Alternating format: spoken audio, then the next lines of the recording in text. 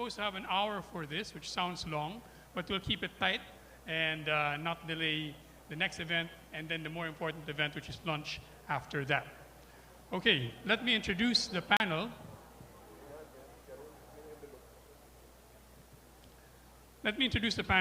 All the way to the right is Mr. Douglas Fu. He is the founder and chairman of Sakae Holdings. That's a company that owns the Sakae sushi chain. They have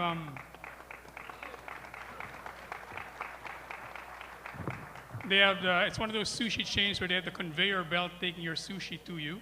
They're in Singapore, Malaysia, and other ASEAN countries. He's also the president of the Singapore Manufacturers Federation and a member of ABAC, the ASEAN Business Advisory Council. Next to him is Mr. George BARCELON.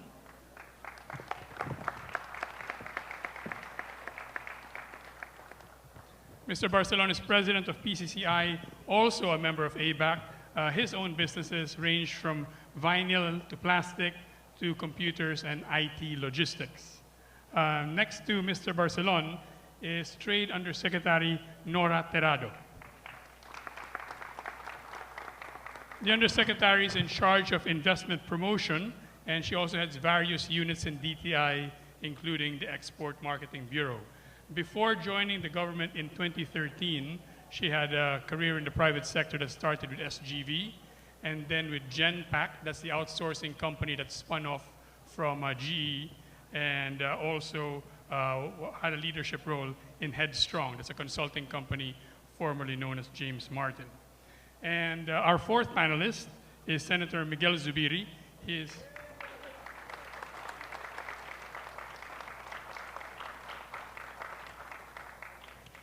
He is chairman of the Senate Committee on Trade, Commerce, and Entrepreneurship. I think the question that we'll keep on going back on is how government and businesses, especially big businesses, can help SMEs expand their markets regionally. We'll begin by asking each of the panelists to share for about 3 to 5 minutes their thoughts on this topic. Mr. Fu, could we begin with you? Yeah, thank you. Maybe I could begin by putting on my hat as the chair of the Singapore Manufacturing Federation. You'll be quite interesting to know that manufacturing still accounts for about 20% of our GDP. And for Singapore, which has very limited land and very limited labor, which are really the essentially two factors of production, how does that help to make manufacturing a key strategy for GDP? And therein lies the opportunity that a lot of our enterprises will be looking for other enterprise around the ASEAN region for collaboration. So we need a lot more workforce, we need a lot more land to produce those goods and services that the global market needs. And especially in today's, I think earlier on there have been a lot of speakers that have spoke about the digital economy. And the digital economy would actually be the big game changer here. Because it will be able to tie in the enterprises, like in a small place like Singapore, with other enterprises within the region, in Philippines as well, where enterprises are looking, the MSMEs who are trying to globalize and looking for opportunities. When they come together, they could use new business model. In Singapore Manufacturing Federation in the last 5 years, we have been pushing for business model innovation. Because some of the business models that have been useful, that has actually created success for a lot of enterprises, will not guarantee the future for them. And in fact, it is going to be detrimental if they do not start to review their business model. And so there's a lot of push for innovation, not just at the process level, but at the business model level. And that includes what the topic about today, for prosperity for all, that talks about the inclusive growth in the part of the business model as well. So the digital economy, with the Internet of Things, with the additive manufacturing, with a lot of all these new platforms. For example, largest transportation company that doesn't own a single vehicle, the largest accommodation business not owning a single room, would probably not happen in the last 20 years. But in the last couple of years, this has happened. And this has actually created opportunities for collaborative model, where the MSMEs will come together in the different areas and different strength. Because all of us grew up from a different background, different culture, different needs. But when we come together as different enterprises in strength, therein lies a global marketplace that we could achieve together as one. Thank you. Mr. Barcelon.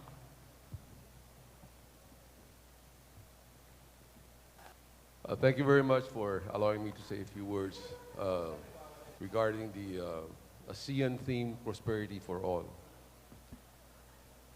I've been joining the ABAC team with Mr. Joey Concepcion and Ms. Stacy Coson for the past few months. And really our goal is to garner this close relationship among the ASEAN countries. We should not compete, but rather we complement each other. Having said that, in the past year, the growth in our economy has been one of the best. But we would still like to stress what Douglas just mentioned earlier in the manufacturing sector. Because both manufacturing and agribusiness, these are the two sectors that can really grow the big multiplier effect of inclusive growth. Among our ASEAN countries, you have Singapore, you have Malaysia, that has good infrastructure. Their per capita is much higher than the Philippines. And I had the privilege of talking to the Minister of Trade in Malaysia. And I mentioned to the minister, I said, you know, there are certain industries, because of the cost effectiveness, may not be there already in Malaysia because we are higher cost. We should complement each other. We encourage them to come here and invest and share their technology with us. We feel that the whole world is the market for ASEAN. But we still have the internal market among the BIMP IAGA. We have 640 million population here.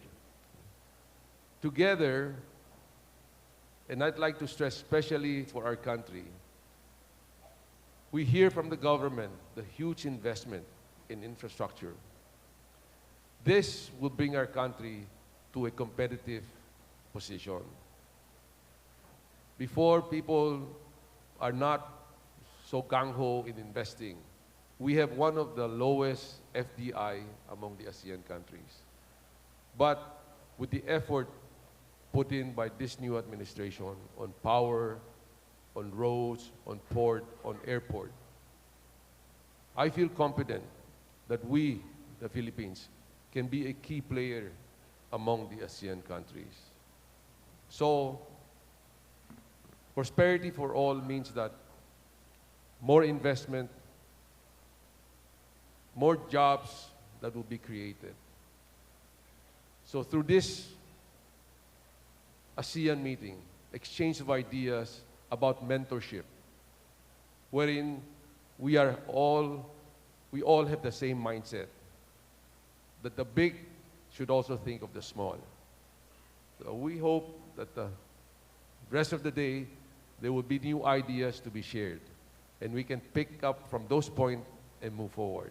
Thank you very much. Undersecretary. Good morning po sa inyong lahat. Mabuhay po. Thank you very much for giving me this opportunity. So I'm looking at the clock. You're giving me 5 minutes. So the topic today is about where's the market. I am looking at the people in front of me. This to me is an example of the market that we have in ASEAN. You have about 50% who are women, and I guess we are missing a few of the millennials, and therefore the average age here is far above the average of the Philippines, which is 23%. And I see my fellow workers in government. So having said that, using you as my inspiration, the market is actually here at ASEAN, in each of our individual countries or economies, but also in segments in ASEAN, where you have the women who has the propensity to make the buying decisions, for which that would be a target market. The other market that I see is that group that they call millennials, which to me has a different need. And finally, I said government, my fellow workers in government. It reminds me that there's a lot of opportunities for government to provide our micro, small, medium enterprises as an access to market. And therefore, it's the task of government to make it easy for us, for the micro and the MIS to do business. So I think that contextualizes what I'd like to highlight today. And it's about being relevant as a market and as a supplier in order to answer your question. Where is the market? Thank you very much. Senator? Thank you, COCO. Actually, the problem of market access is a very big problem for MSMEs.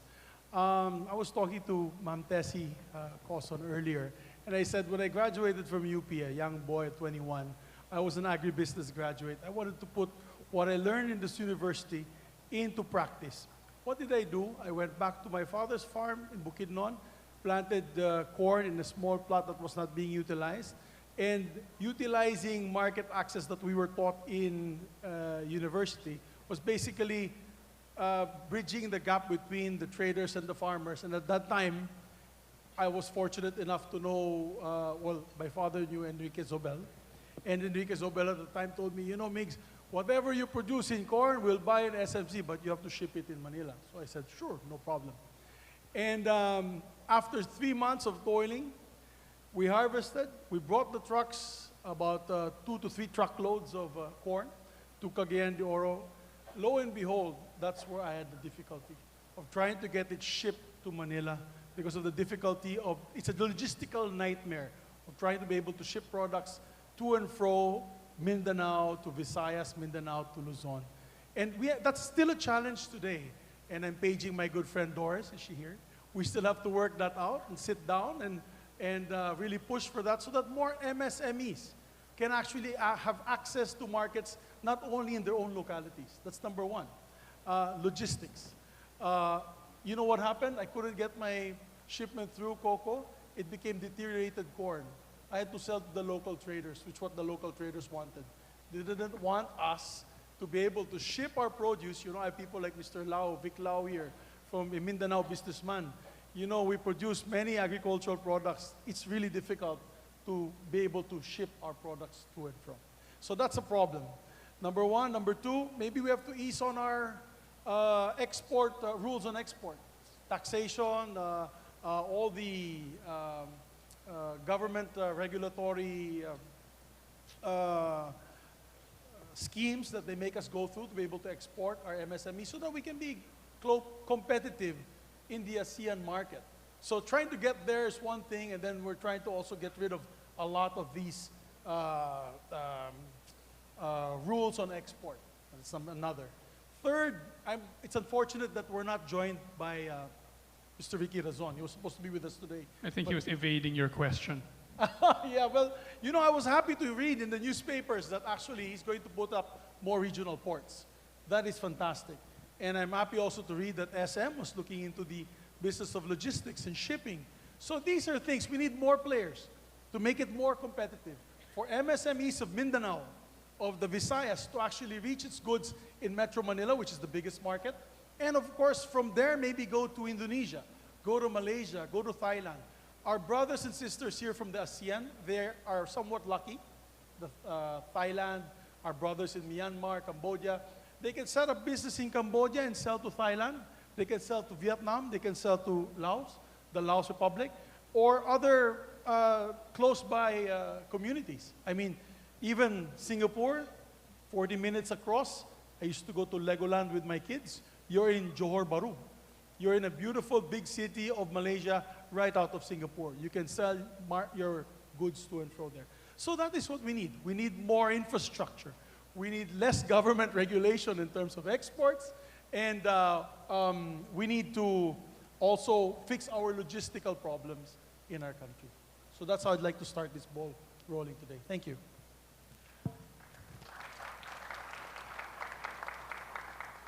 So that's actually a good point. Now, we're asking, where's the market? Maybe the first problem is, how do you get to market? And Senator ZUBIRI was talking a bit about that. I'd like to ask, of course, Singapore's, I think, a logistics paradise. But we'll touch on that in a bit. Maybe in your dealings with other countries, you have similar challenges. But I'd like to ask Mr. Barcelon and Undersecretary TERRADO, how far have we come along in resolving this? You know, I've been a reporter, or was a reporter for 20 plus years, and from the beginning till the end of that period, I kept on hearing getting stuff from Mindanao to Manila was a nightmare. How far have we come along in fixing that?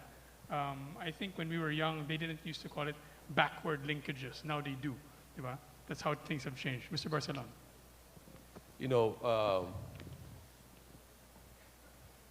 tomorrow I think it's Sunday, right? Saturday. Saturday. On Sunday, but anyway, on Sunday, you know, our President, Rodrigo Duterte, and the President of Indonesia will be flying down to Davao to launch the RORO, roll on and roll off. This has been the advocacy of both PCCI and the government for the longest time. We're very happy to see this become a reality. That in itself, the Bitong, Jensan, Davao, would cut the transport cost and logistic by almost 40%. So earlier I mentioned that the whole area of the Iaga has that potential. And talking about global market, we can see the whole world is the global market. You know, China has been exporting to all South America, Central Asia, not to mention, of course, Europe and North America. Once we have our infrastructure set in, competitive power rates, good roads, transportation, as what Senator ZUBIRI lamented, that it costs so much, transporting goods from Mindanao to the north. Those, I think, would be something that we would say, that's the past. Going forward, all of these things will add on to our competitiveness. And when you're competitive in whether it be light industries or whatever, services, you have the whole world for your market. Thank you. Undersecretary. The question is, how far have we, How far have we come in resolving those issues? Okay. I've been fortunate that I was given this job in the Department of Trade and Industry to promote the country. And I have this opportunity to talk to different businessmen in 10 ASEAN region.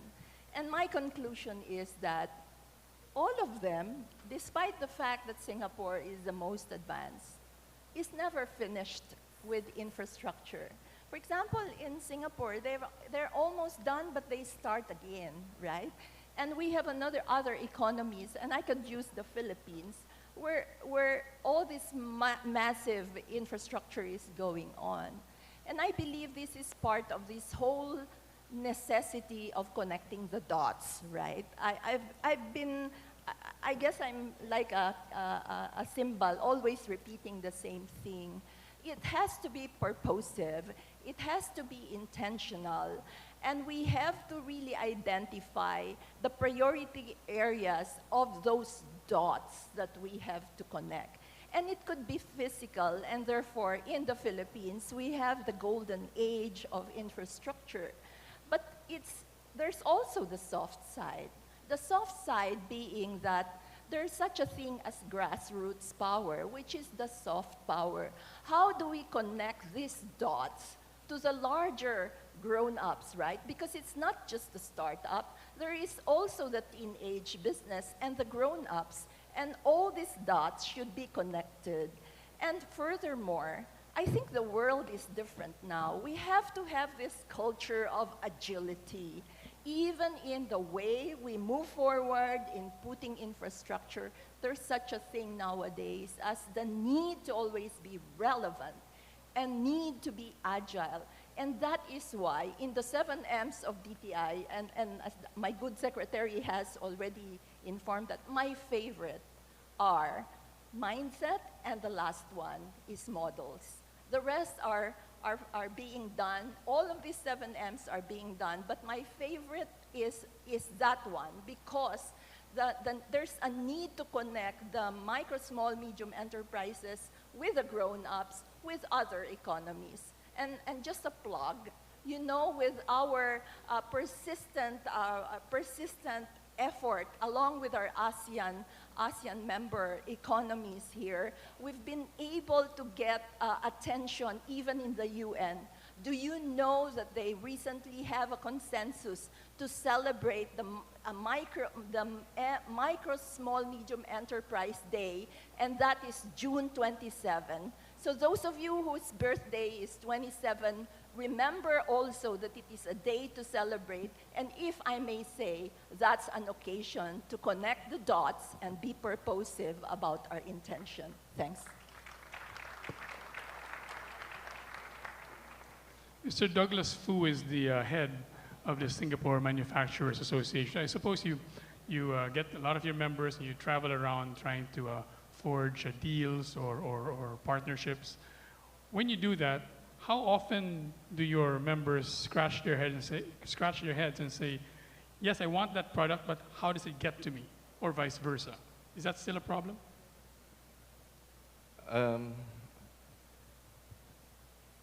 I think the supply chain is a continuous development. Just like what the Secretary mentioned about Singapore, we finished and we thought we finished and we start all over again. So we're shifting the entire port to the west side because we are running out of space really in the city center. And the reason is technology is changing so fast. And there's so much disruptive technology. In the Singapore Manufacturing Federation, we actually host the Global Standards 1, which is GS1 for Singapore. So all the bottles and all the products that you have for the barcoding, the QR coding, that's part of the GS1 with 100 over countries with headquarters in Brussels.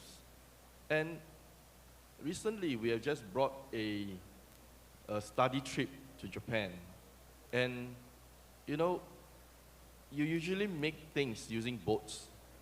And each boat, to our naked eye, is the same. But they have actually identified every boat to have a unique print, which means that I can know if this boat is being used at your place or being used at another place. It's like identity for a part of a manufactured product. And why am I alluding to that is because when all this technology comes together, it actually helps in managing the whole supply chain. So for example, for our company, we are trying to build a global brand, and that's why we are called Sakae Sushi. Drink sake, eat sushi for Japanese food. So we make it very simple. So we are trying to learn from how Toyota is making cars. Because right now, a lot of time you harvest the fish, you keep in the store, then you transport it to another part of the city, and you keep it in the freezer until it's being delivered onto the table.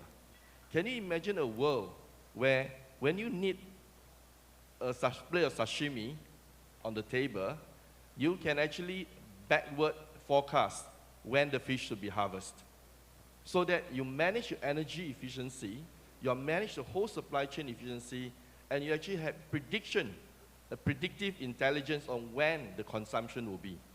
So business analytics artificial intelligence are all going to come together in how human and the IT is going to interact to change this whole supply chain. So while supply chain is trying to catch up on how you're going to move certain goods and produce from a part of Philippines to another part, technology is going to disrupt some of that. And it is going to enable and make it a lot more efficient. And so when we go out there and say, oh, we love to work on certain things, and our enterprises have a certain technology on helping, for example, MSME, to actually bring the product or work with a third-party logistics. In Singapore, we have got our famous YCH that is powered by a Y3 technology that is able to do a lot of this work much more efficiently. I think it is where all these enterprises come in and collaborate in connecting the dots. And the dots are also very agile. They are also moving. So it doesn't mean that you get the dots connected today, that's job done. Because tomorrow is going to change. And so it's an ever-evolving process. Because Singapore Manufacturing Federation has been in Singapore for 85 years now. So if you start looking at our first logo, it was a chimney with smoke. Today, our logo has changed to digital, like a USB port that is being rooted to our history, but connected to the future. And I think we are all very blessed to be in this part of the region. 1967, when the whole ASEAN was mooted by the first 5 founding nations, it was really for the peace and stability for this region. Because without that, forget about the economic part. And we have actually done that. And we should give our pat on our back for a job well done.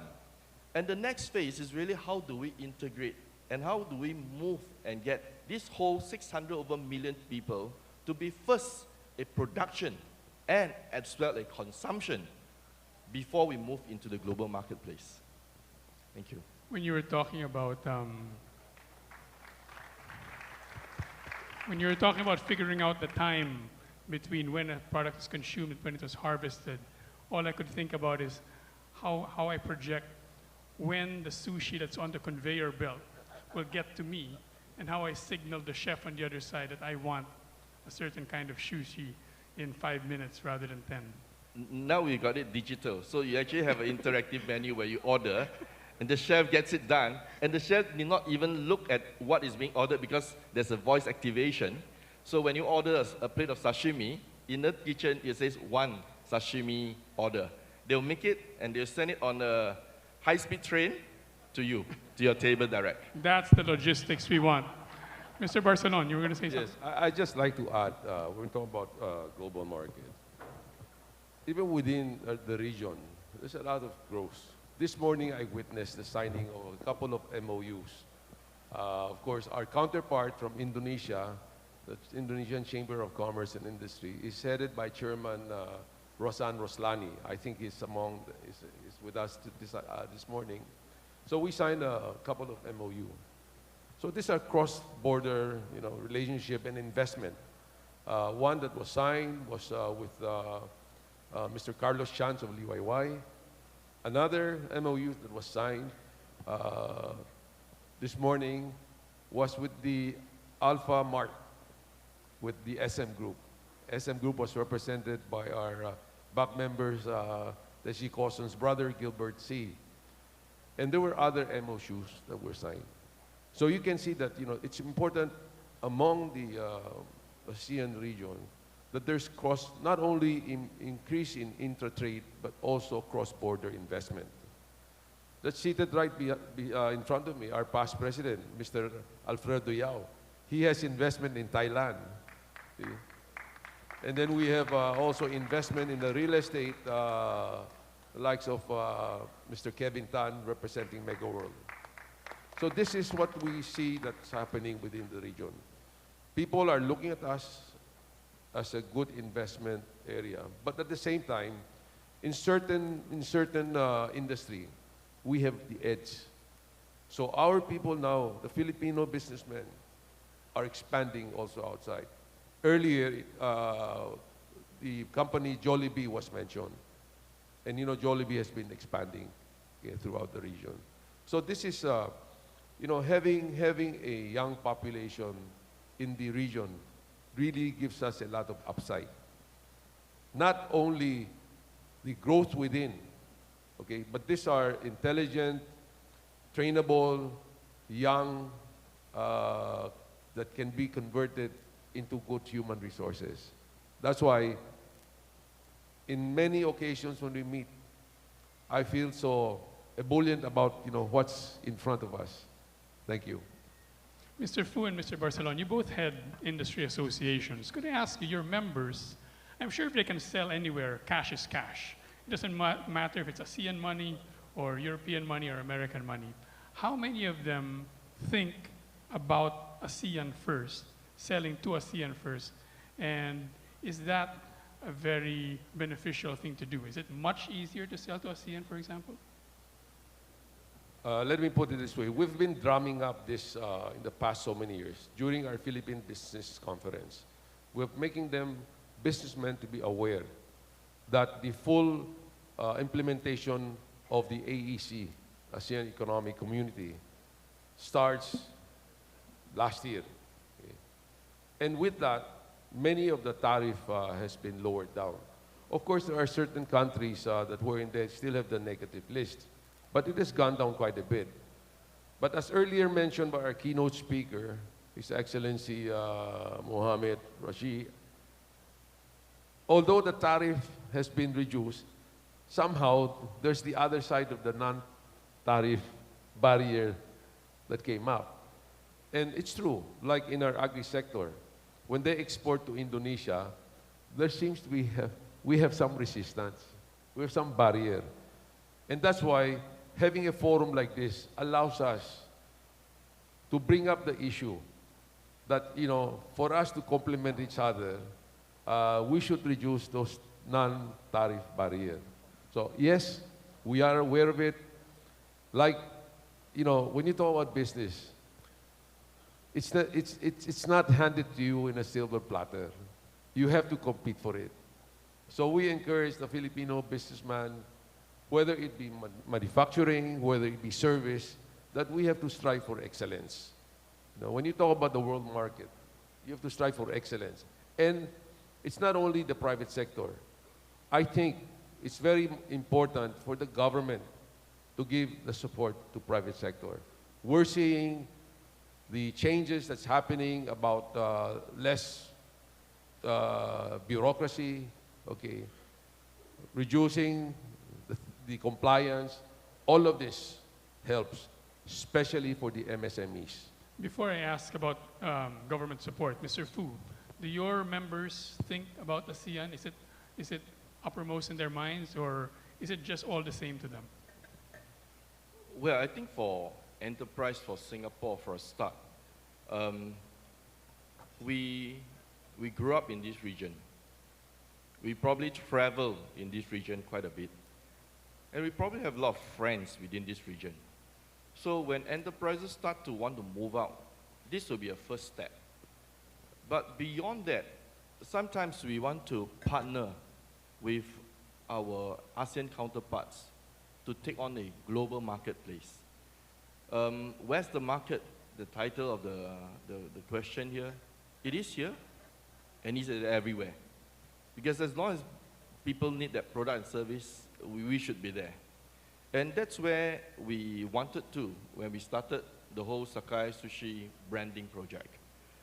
Sakae Sushi is not just a F&B, it's a brand. If you think about brands today, if you think about fried chicken here, everywhere in the global market, who do you think of? Probably KFC. You think about a coffee, who do you think of? Starbucks. And really, if these brands are in this room now, who from ASEAN can be in that same level as these guys? And we're just talking about fried chicken, a cup of coffee. How did they make it to be a global brand? I think there's something that we can learn on. And I think there's something that eventually, I think ASEAN will have many global brands up there. And it is only through the collaborative effort of all these companies, the SMEs, the MSMEs coming together, whether it's supply chain, whether it's the producing, the agriculture part. Because when you do coffee, you need beans. You need the farmers to be part of the whole value chain. You need your supply chain to be efficient. You need your technology to manage that. You need all your machineries, your innovation. So I think the answer to that is normally, I think within this region, because of the familiarity, we are blessed to be in this peaceful region, and most of us, I am part of that beneficiary to benefit from having an education in Singapore, that we're able to have that basic skills to do things. And I think this is the time, especially when the commitment of the ASEAN Economic Community in 2015 created that platform, that ASEAN is not just about, you know, this morning, the keynote speaker, Prime Minister Najib, spoke about this being a slow, progressive movement. But it helps, because it actually solved some of the initial issues, the branding part, and now we are moving into the economic part. And it does very well into how can we bring the prosperity for everyone while we are moving to that direction. Thank you. Let me ask the two government officials, what's the most important thing the two of you are working on in terms of supporting or unshackling businesses? And we'll go first to Senator ZUBIRI. And you, TERRADO, when you answer, could you also touch on what Mr. Fu was talking about in terms of branding and maybe packaging? What kinds of help are you giving small enterprises? Because when we see it, the packaging has just leveled up in the last 5 years or so. Senator. Thank you, COCO. I think everyone in this room today, if you're a Filipino businessman, has gone through one or two maybe nightmarish experiences with national government agencies or local government units. If you're an MSME, most of the time it's with local government units on registering a business. And if you're a bigger business, medium-sized, large-scale, you need to go through government agencies. The nightmare could be an extended period of 6 months to 1 year for a particular permit that you're applying for. Right now, the priority of your committee, Committee on Industry and Commerce, in the Senate, is to pass the Ease of Doing Business Act. This is the expanded anti-red tape law.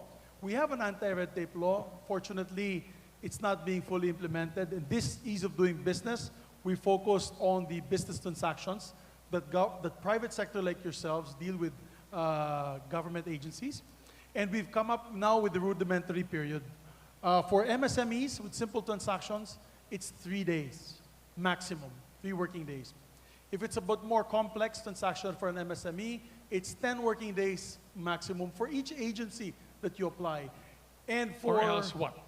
I'm sorry? Or else what? Or else there's a criminal liability, which we didn't have in the anti-red tape law. It was just a mere slap in the wrist.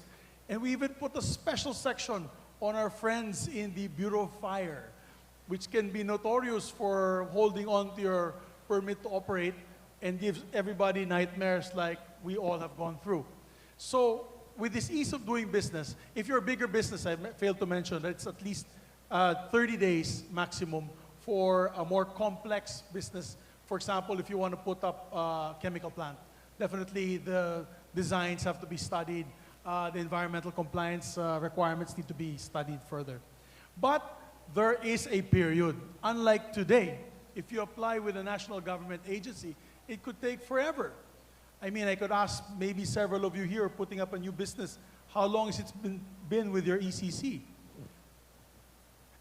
I know a lot of you guys, maybe you're just afraid to raise your hands, but I know a lot of you guys have not gotten your ECCs because before it was given to the regional level, now it's back to central government, centralized. So for business being put up in Mindanao, we now have to go back to central office of the DNR to apply for your ECC. It makes no sense. So with the ease of doing business that we're pushing for, we're going to try to get rid of all these nightmarish experiences that small businessmen and large businessmen, micro-entrepreneurs that are going through all over the country. That is what we're targeting now. After that, we're going to push for legislating the Mentor Me program. We're going to find a way, and I was having a nice discussion with Ma'am Tessie earlier on how we can actually come up with good legislation to institutionalize the Mentor Me program of Joy Concepcion and the Go Negocio group of Secretary Mon Lopez. It's a wonderful idea. I was mentored. I'm in the ice business also now, COCO, and I was mentored by Mr. Jerry Santos of Mr. Freeze.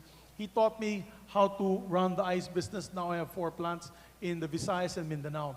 If it wasn't for him, I wouldn't have been able to go into that business. So we have to figure out a way to institutionalize the programs that these gentlemen and ladies are doing here now and give them incentives for doing it.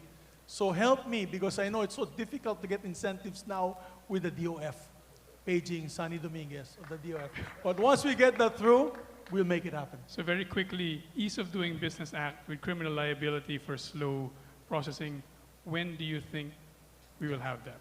I'm already on a period of debates in the Senate. Hopefully we can close the period of debates 3 weeks from now, before we end on June 1. I forgot to mention this. This is a very simple statistics that we got from the Global Competitiveness Report. Mr. Fu from Singapore, it takes 3 procedures to start a business in Singapore.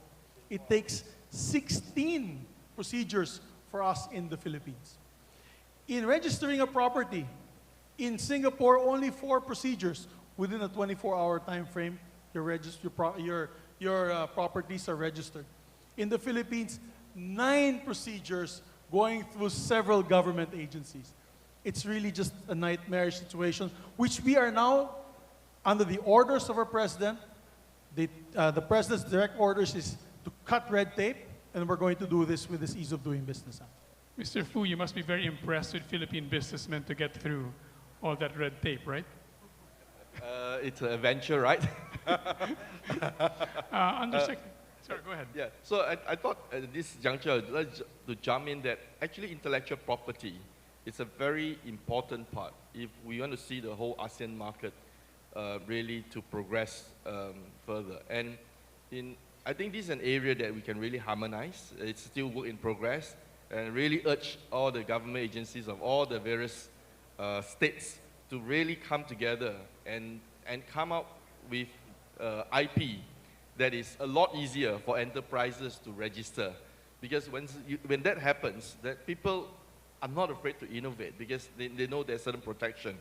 Yeah. Undersecretary, what is the most important thing you're working on in terms of supporting or unshackling business? And I know that previously you worked on the Philippine Business Registry, for example. Some caveats. I'm very new in government, so I wouldn't pretend that I'm an expert in bureaucracy. But it could be pretty slow in the bureaucracy, and there's a tendency to put importance on compliance and to create laws that is not future-proof. For example, 3 days, 3 steps. For all you know, 6 months from now, it's going to be 30 minutes. Because our market today is so sophisticated. So what I learned in government is that there should be some people who should introduce revolutionary ideas, and even if they think that you're probably crazy, Noya, you know, maybe I was called for this, right? And I'm enjoying, I'm having a blast because I don't have a quota. I don't have to think of payroll, right? But that element of experience gives me some insights that what government should be doing is to build a culture of trust, you know, to make it easy for the small entrepreneurs from startup to be a grown-up and then one day build a brand.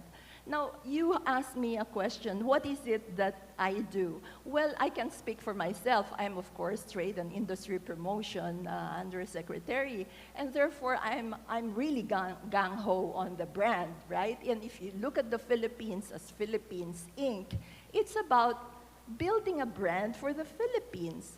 What are we supposed to be known for? As the best. You know, that is important. Build a brand for the country. And there are spots, you know, when you look at the ASEAN, one ASEAN, You think of, let's say, Myanmar. What are they best at? What is Singapore? What is their brand? And for my country, the Philippines, what is my brand? And of course, I would say it's our people. It's about creating that promotion and advocacy to place a policy maker to be pragmatic about how to create that environment where the priority of government is to eliminate the barriers, because the proximate cause of economic activity and success resides in the private sector. And me being a public servant, the priority as USEC for promotion, I happen to be in promotion, so I always promote the country.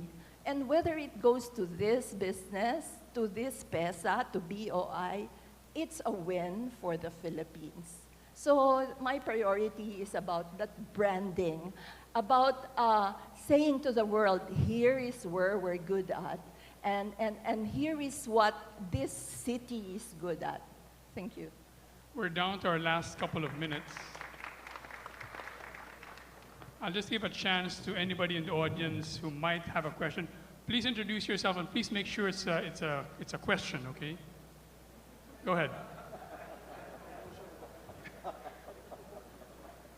COCO, just a minute. I just wanted to add that one of the components about really developing the MSMEs and then to draw them into IB, inclusive growth, is financing. Financing is quite an issue with the MSMEs. And I'm very glad that we had a couple of forums, PCCI, and we are able to get the likes of the Bankers Association of the Philippines, World Bank, Development Bank, and also the Bank of China. And we're beginning to see that the financial sector realize that in order to make this a reality, they have a key role to play. And this was also taken up yesterday in our ASEAN meeting, that financing is a missing link for prosperity for all. I'd just like to add that in. Thank you very much. Thanks very much. Please introduce yourself, and very short question, please. Yes, thank you. My name is Ricardo Samaniego of the Philippine Coalition of Consumer Welfare Incorporated. This is separate from the Department of Trade in Consumer Department. Now, I'm very happy that we are now discussing about inclusive growth. In fact, we've been challenged by Prime Minister Rasak that in order to achieve the prosperity for all, we have to achieve sustainable, equitable, and inclusive. Inclusive and equitable for us to be successful. Now, a while ago, big names were mentioned successful in their marketing, like Jollibee. But there are some companies even does not need any marketing at all, just through word of mouth. This is what Prince Baker, Starbucks. And now, we are talking about the marginalized, the small entrepreneur. A while ago, Vice President Lenny and Senator Bam spoke about how they were able to do it gradually, like selling, going to Zamboanga, identifying small entrepreneur that would like to market a bag, the fruits of a farmer. And now I would just like to know to our respected guest here on a concrete example of best practices that you could share us in order to market these particular products that in order to have an economic growth. Thank you.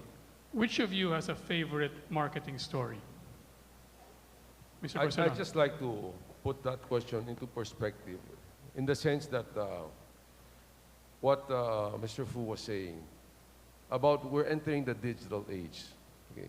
And this is something very important for us, especially in the developing country. If we have a structured ICT, even the smallest farmer or the fisher folks outside, they can use that to their advantage. Like earlier when we saw on the screen somebody selling their onions. Can you imagine if that small farmer can take a shot of his produce or her produce, send it to supermarket like SM, saying that this is our quality. And SM can directly say, we're interested. This is our price. Can you imagine the advantage? So that's why the ICT is very important.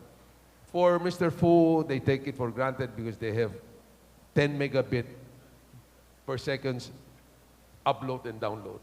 Here, we're a bit slow. So I would think that all of this infrastructure, even we're entering the digital age, is very crucial, especially for the MSMEs. They can really leverage on that.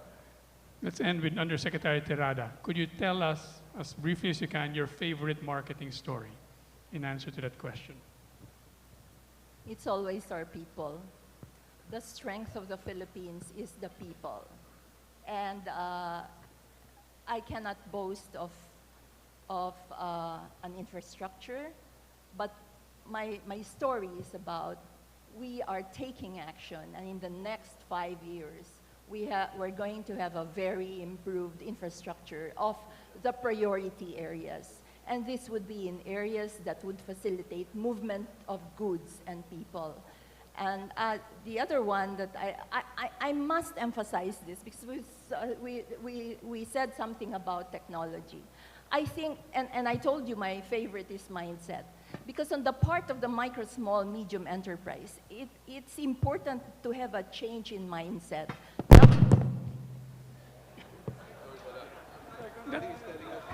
That happens at the end of every panel. It happens to the DTI. That's their signal. Why? I think that's their signal to end the panel discussion. Number one, I must say, I hope I did not lose my trend of thought. The micro, small, medium enterprise must have a change in mindset that every business now is a technology business. Number two, the world is getting fiercer in terms of competition. There's always a challenger. So you can either be the best or the first.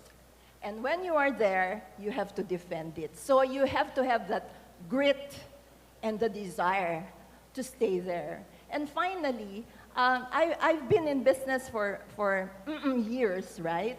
And the consumer has been very sophisticated, but things that never go away would be value for money, design, functionality, and lastly, the experience, where the Philippines is very good at the customer experience. So that is the story for the Philippines. I reserve the last question for myself, and I think because I'm thinking about lunch, the question is for Mr. Fu. You're in Singapore, you're in Malaysia, you were in Indonesia, you left, you're going back to Indonesia, you're expanding to Myanmar, you're expanding to Vietnam. Where is the market? Why is it not in the Philippines? We're actually in the Philippines. Yeah, we have a partner in Philippines. Okay, Yeah. thank you very And much. we're growing, yep. Please join me in thanking our excellent panel today.